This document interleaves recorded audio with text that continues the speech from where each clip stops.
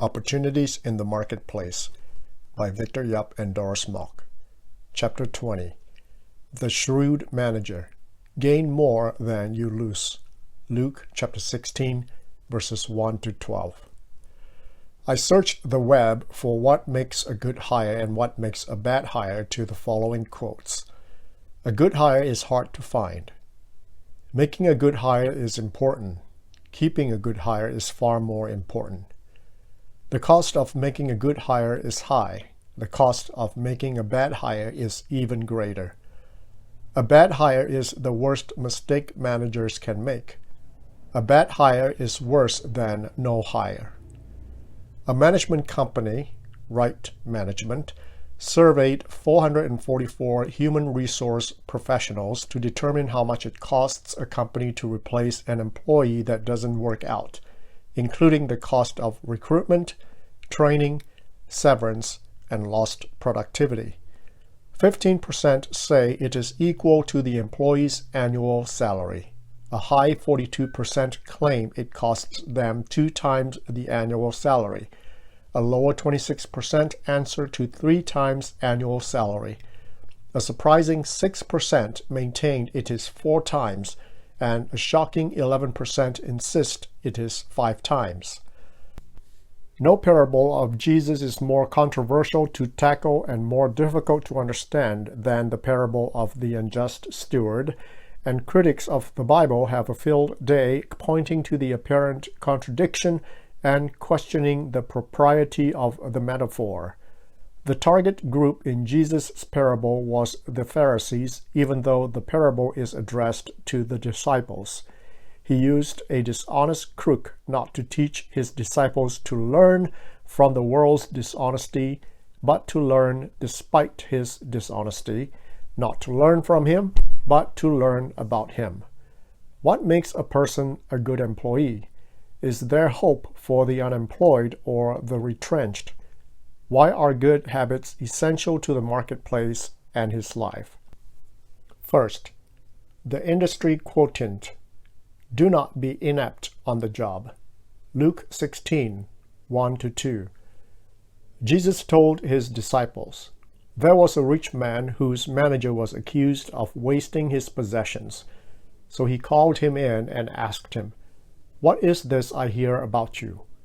Give an account of your management, because you cannot be manager any longer.' A site foreman had 10 very lazy men working for him. So one day he decided to trick them into doing some work for a change. 'I've got a really easy job today for the laziest one among you,' he announced. 'Will the laziest man please put his hand up?' 9 hands went up. 'Why didn't you put your hand up?' he asked the 10th man. 'Too much trouble,' came the reply. Orville Dewey said, 'Labor is man's great function. He is nothing. He can do nothing. He can achieve nothing, fulfill nothing without working.' The Greek word for manager or steward, verse 1, has been translated elsewhere in the NIV as the city's director of public works, Romans 16:23, trustee, Galatians 4:2, and those who have been given a trust, 1 Corinthians 4:2. The manager in the parable was not a servant belonging to his master who came cheap or was inexpensive. He was hired and paid handsomely for his services. The hireling was often compared mistakenly with Joseph, who was a slave and not an employee, Genesis 37:36. So Joseph's services were free, and his master did not have to pay extra for his work.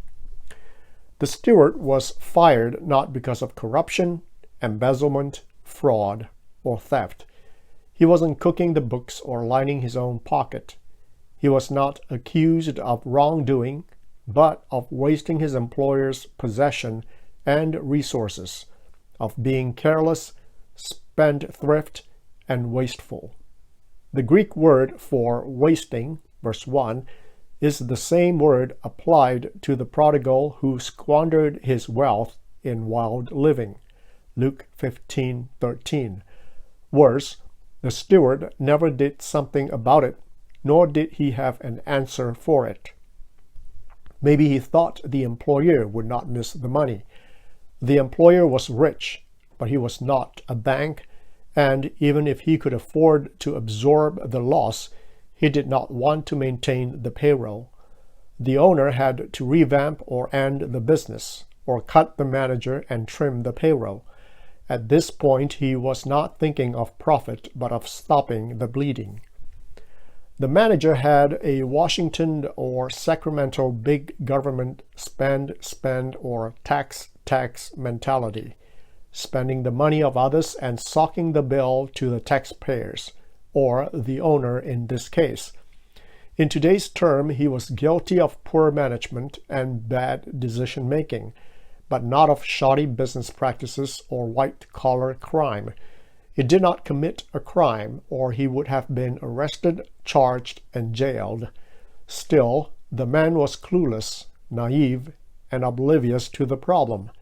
The Greek word accused, verse 1, is used on no other person and nowhere else in the Bible. He did not bring up the mistake or missteps to the employer. The owner had to call him in, verse 2. The manager had nothing to say and nobody to blame. The rich man had to let him go.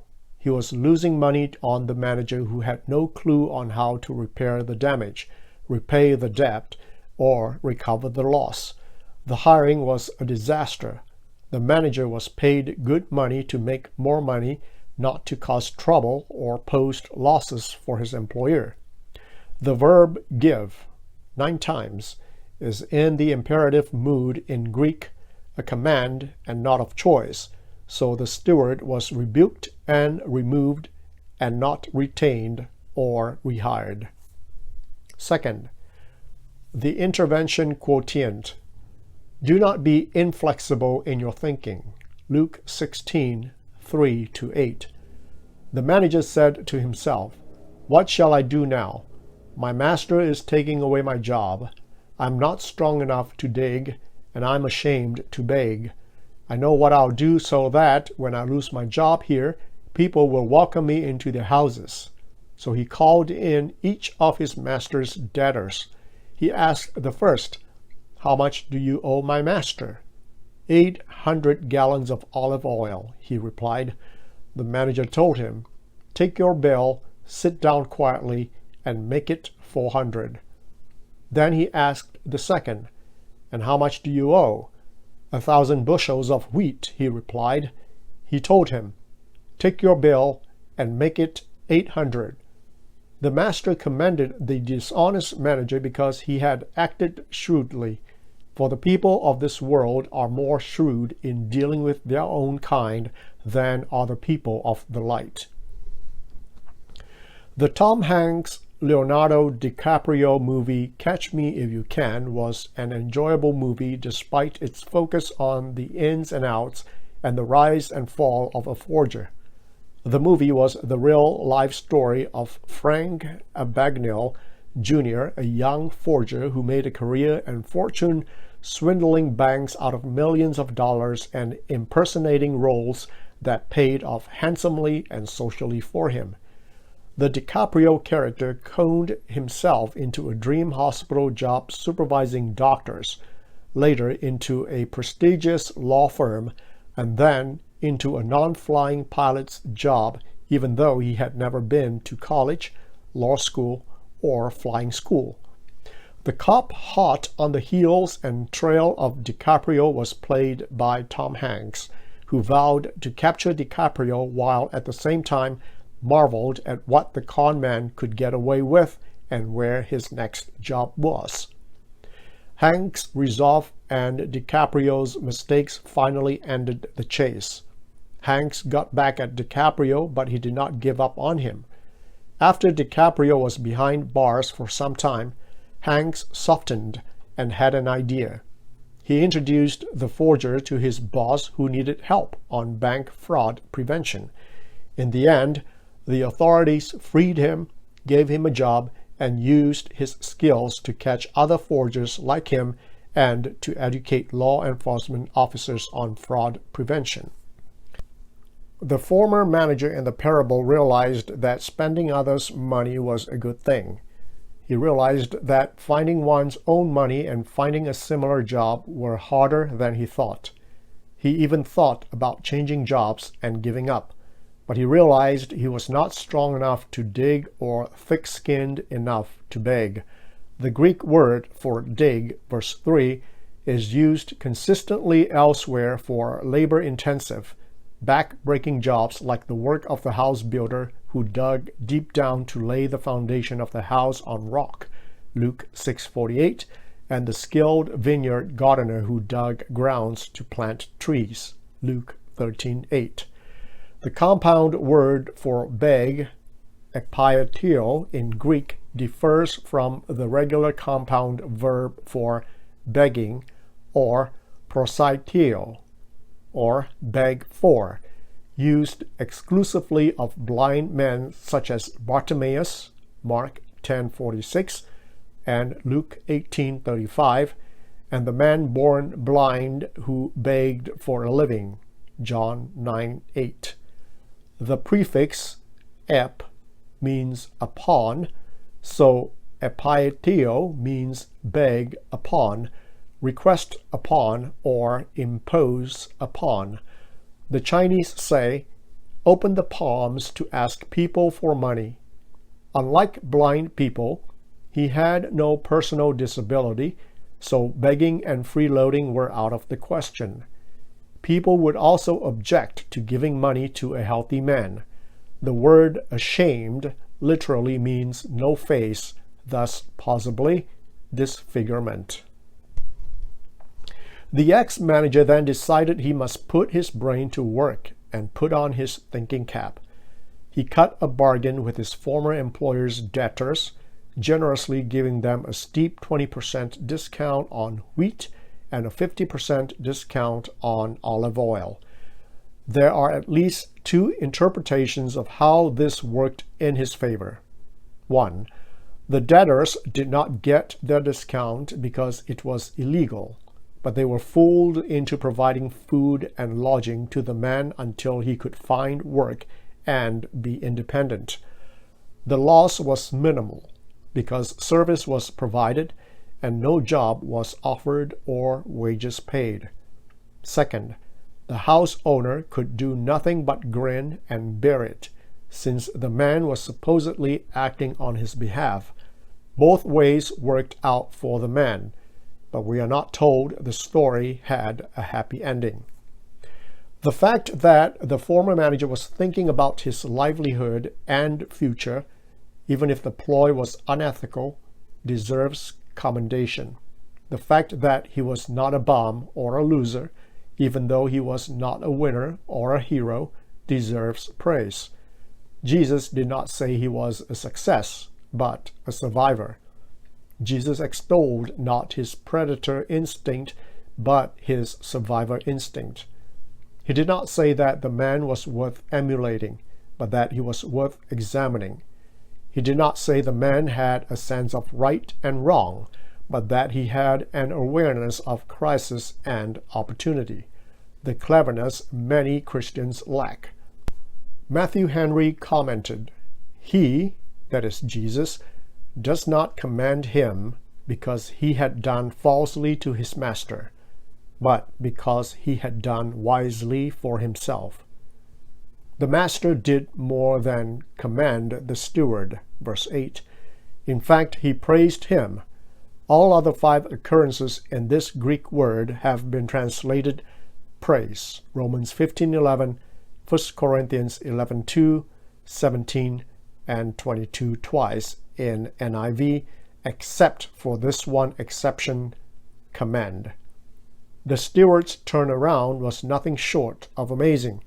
Previously he called, or phoneo, in, but now he called debtors one by one, using the people-friendly proskaleo to call them, verse 5.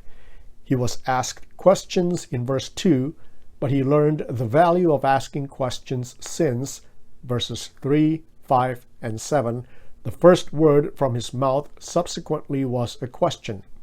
The one who wasted much of his master's goods verse 1, asked others, "How much?"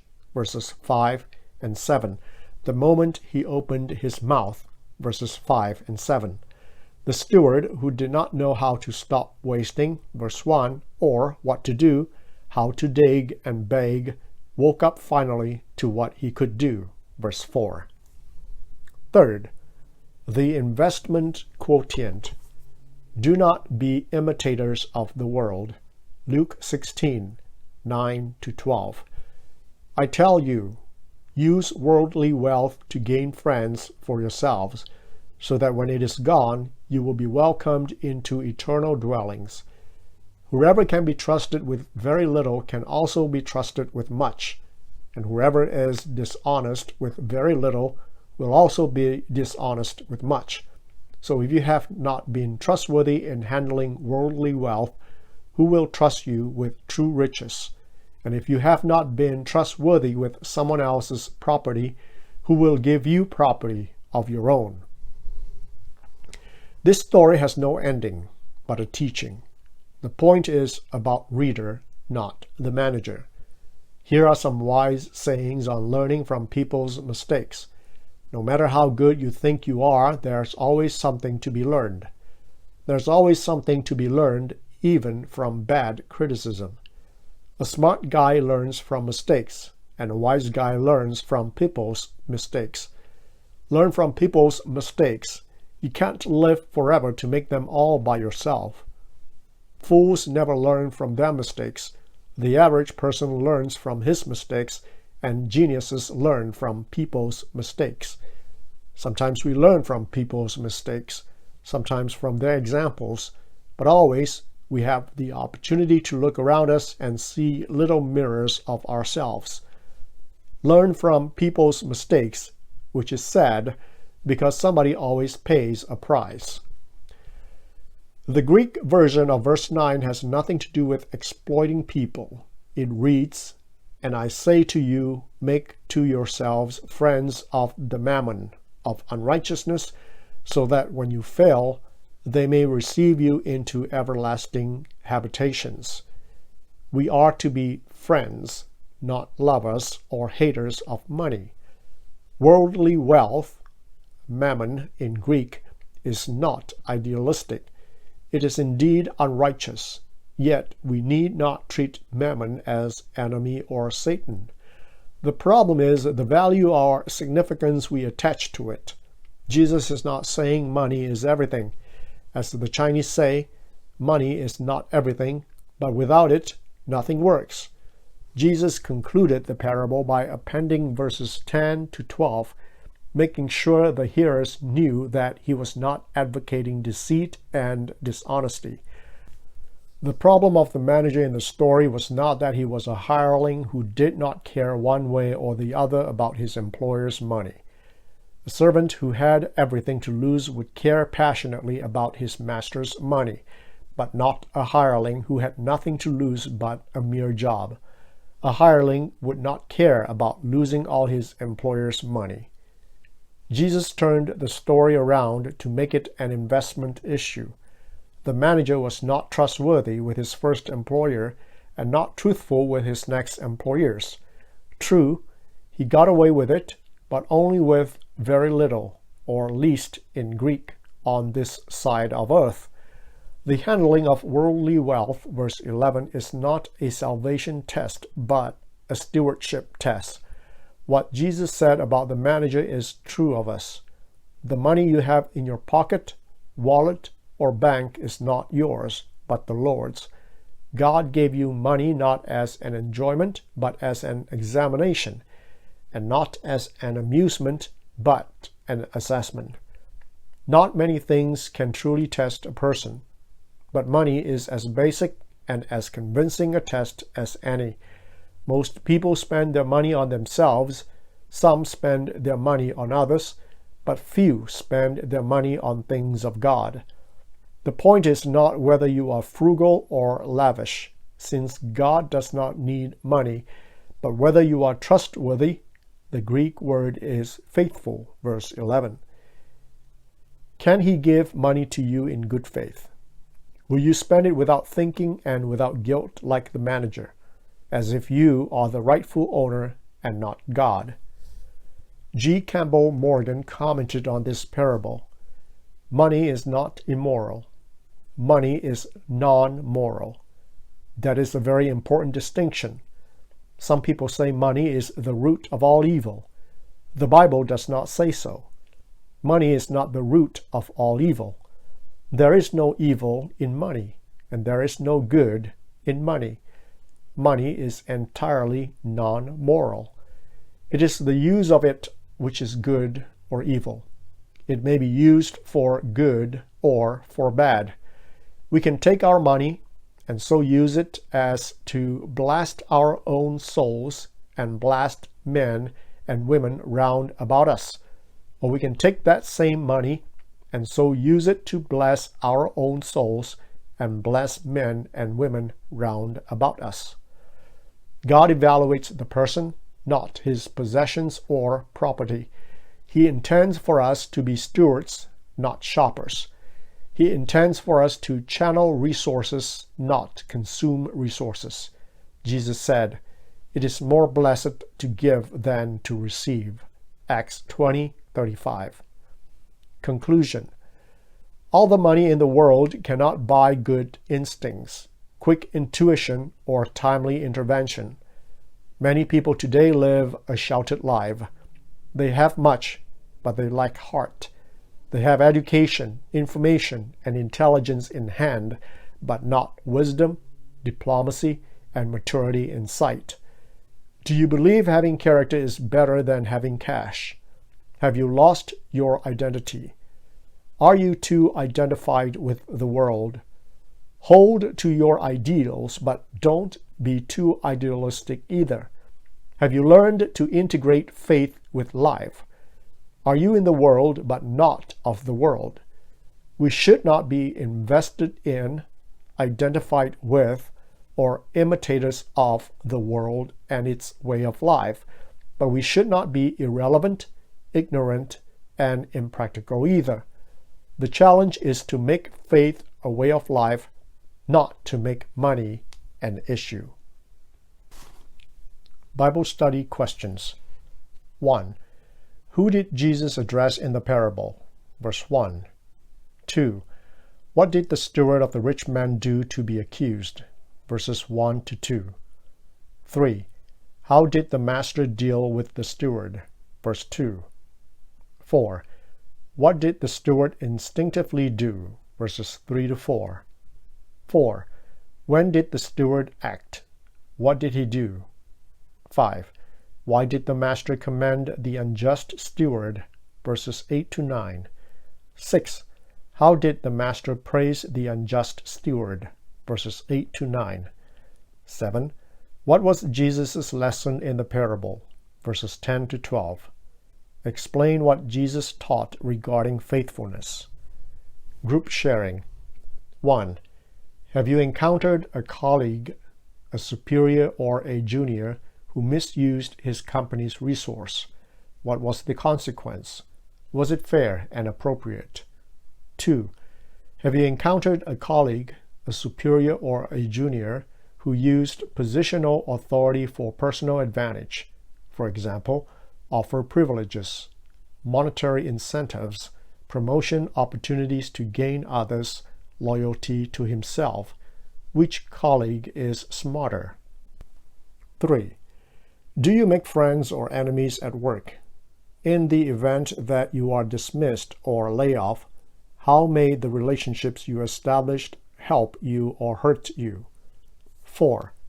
Are you a faithful steward in the secular sense? What is expected of you as an employee at work? 5. What does it mean to be a faithful steward in Christ's kingdom? What is expected of us? 6. Describe what true riches are. How can we be trusted with them? 7. What is money for? Note the difference between money and mammon. What attitude should we adopt so that it does not become our master? As God's steward, how should we manage money to use it wisely? 8. How has this lesson helped you as a disciple of Christ to understand your role, identity, participation, influence, and relationship with others in the marketplace?